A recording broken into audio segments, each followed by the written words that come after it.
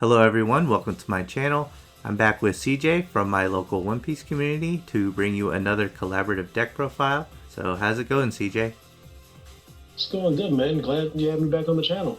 Yeah, it's good to have you back. So we're going to be talking about Z today, and Z is a dual color leader that we received from the second set, Paramount War, and he has an interesting color combination with purple and black. What do you like about having access to both of these colors, and what's special about this deck that would make people want to play it? Well, these two colors definitely synergize well. Black reduces cost, and purple has the destruction ability based off of your opponent's character cost. So having the ability to reduce your opponent's cost over something that you normally wouldn't be able to do with just purple is what makes the two colors work really well together. So another thing about these two colors being together is the purple has the ability to ramp real good. So by doing that, your main goal in this deck is to get to your 10 cost Kuzan. So ramping as fast as you can to get to him helps you in the long run. That way you'll be ahead in the game once you start destroying your opponent's characters. Right, and that's something that you wouldn't be able to do in black otherwise. What's special about this deck that would make people want to play it? It's fun to watch your opponent squirm when you start destroying everything on their board. Like, once this deck goes off, your opponent really can't do much. Like, everybody that they put on board is going to get destroyed on your turn. With Kuzan on board, he reduces everything by 5, so most likely everything in your opponent's deck, unless they're playing a 9-drop or a 10-drop, is within Zephyr's range of destruction. So pretty much every single turn you're blowing something up, you're swinging into something, blowing something else up. And it just gets to a point where your opponent can't keep up with that, and you just win from there. So Yeah, this deck can get pretty crazy. It's a comeback deck because you're right, once you do get up to like the 10 cost Kuzan and you destroy their entire board, you pretty much only have to defend their leader swings from that point on.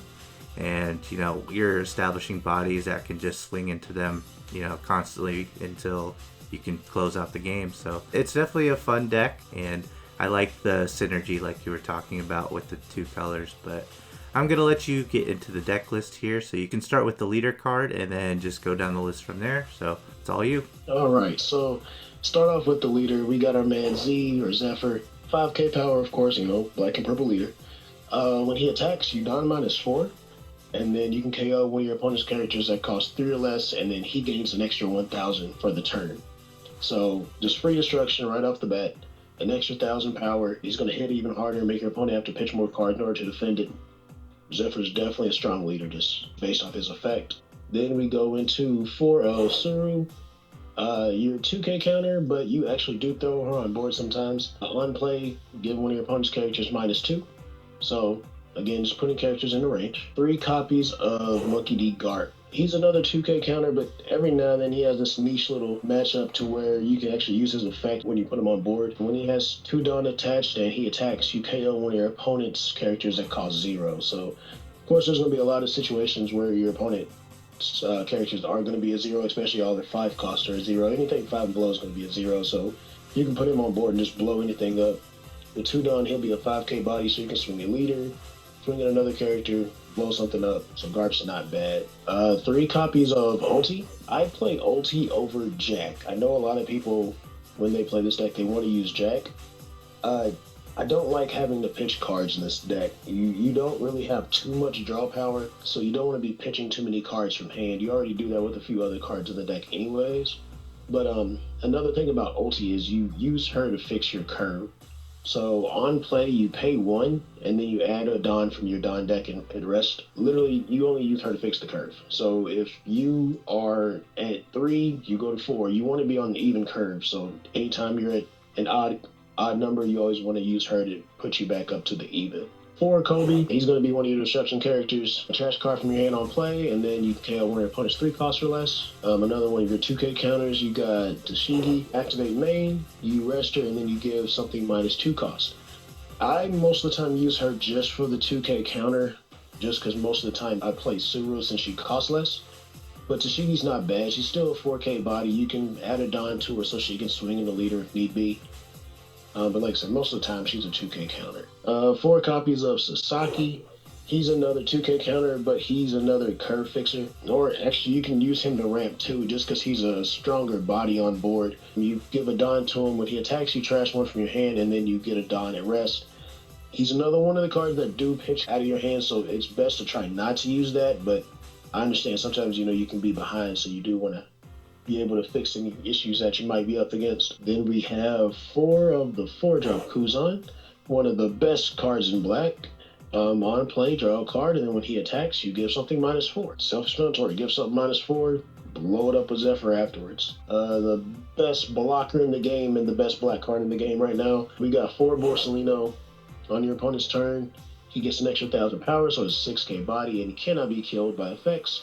So that'll help you out in your red matchup when they try to pistol it or do something to it. They can't do that on their turn. And he also has blocker. So very powerful card. Very powerful. Best purple blocker is Queen. On play, Don -1, draw 2, trash 1 from hand. One of the few draw cards in the deck, though, you can just kind of dig through, find all your pieces, get to 10-drop Kuzan as fast as you can. 4 copies of Sakazuki. He's going to be your big destruction character, as well as he's kind of one of the boss monsters, or secondary boss monsters. On play, trash 1 from hand, destroy something that costs 5 or less. And with a 7k body, he's easily contesting your opponent's leader. 2 copies of the 7-drop King. On play, Don -2, and he KOs 1 3 cost or less and a 2 cost or less. So everything's already reduced after Kuzan. So he literally just blows up 2 cards as soon as he enters field. So this really helps against your rush matchup, against your Law, Zoros, all of that. Then we got the man himself, 4 copies of 10-drop Kuzan. During your turn, all of your opponent's characters get -5 cost, and on play, you blow something that costs 0. So there's one thing you can do is like swing with the 4-drop Kuzan. If your opponent does have like a 9-drop on board, reduce the cost even more and then play this guy so you can actually blow that up and then use your leader to swing and blow up something else. But he's your main guy that you want to get to. I mean, as fast as you can, get to the 10-drop. This is where your deck goes off. Like, you start winning as soon as he's on board. And then as far as the events, 2 copies of Thunder Balgua, give a leader or a character plus 4,000, and then if you have 2 or less life, you add a Don at rest. And then the trigger effect to add a Don is active. And 4 copies of Shockwave. This is going to be your main event that you want to use. Gives a leader plus 4,000 or your character, and then you KO a 3 cost or less active character. So this is really good in your rush matchups. You want to be able to hold on to this card, blow up anything that they might have sitting around waiting to attack. Blow up a blocker that your opponent might have, though you don't have to worry about it later. Shockwave's just really powerful. Like, you have to play this card at 4. And that's it.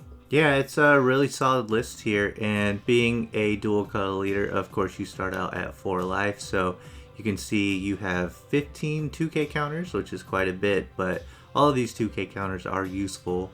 And then you have 2 of the best blockers in the game, maxing them out. So you have 8 blockers, and then the 6 counter events. And yeah, Thunder Bagua definitely makes sense here, because once again, you are a 4 life leader, so getting down to the necessary life to be able to ramp isn't too difficult. And that's the main goal of this deck, is to ramp and get to that 10-drop Kuzan.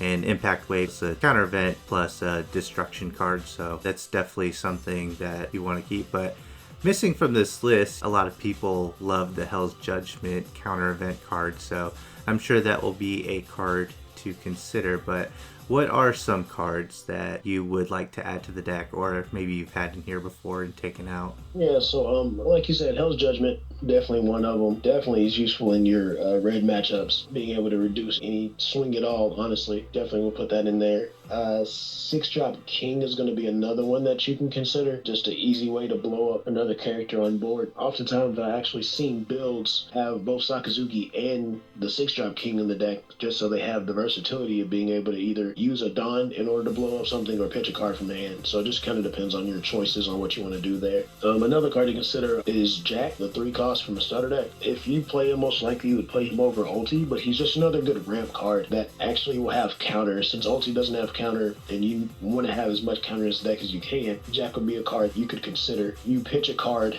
instead of paying the Dawn. Plus you'll get that as active, so you might be able to actually have that active Dawn to be able to use for something else as well. Right, yeah, I have seen Jack in some other lists, but I do like your thought process of you know, you're already just discarding so many cards with the effects for Kobe, Sakazuki, so yeah, you don't want to overdo it. The 6-drop King, it definitely makes sense, but typically I would think you want to play either King card after you establish your 10-drop Kuzan, and I think that the 7-drop is just better just because after a -5 to cost with the 10-drop Kuzan, you're getting rid of 2 characters instead of just 1. So, you know, you do lose 2 Dawn instead of 1 for that effect, but 1 extra Dawn is worth an extra character, in my opinion. But yeah, those are some great cards to consider. And before we get into the matchups here, what are some tips that you have for anyone that might want to play this deck? There's one big tip. Do not use your leader effect until you've dropped your Kuzan. That is the biggest thing.